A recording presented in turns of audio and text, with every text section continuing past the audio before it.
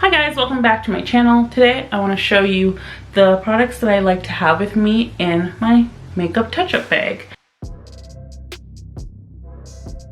And this is for when I do like a full face of makeup and I want to make sure I have products to keep it looking fresh and beautiful all day long. First thing is I have just a Ipsy bag. I picked my favorite one that I have currently. This one is a dark green one with a indented checkered pattern.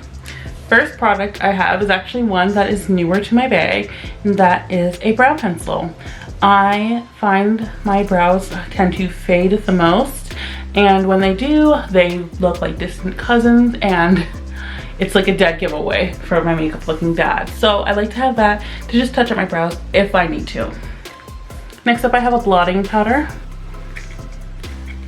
I like either having a blotting powder or just like a setting powder, something that I can help to blot away oils, preferably something sheer, that way it can go over any foundation or powder and not impact what it looks like, but again, help to mattify out your face. Of course, you need a brush to go with the powder, so I just have this simple, small, travel size powder brush, and it does the job fine.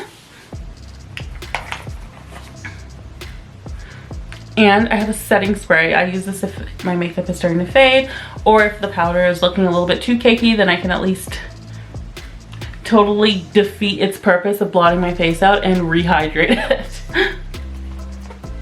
Then whichever lipstick I'm using that day, I'll make sure to take something that I can just touch up after eating food.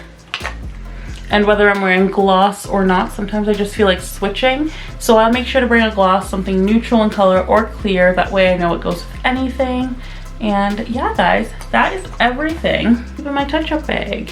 What do you guys like to bring with you to touch up your makeup with that you can't live without?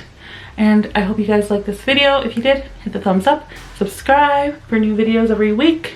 Hit the notification bell so you know every time I upload. And until next time, guys, bye!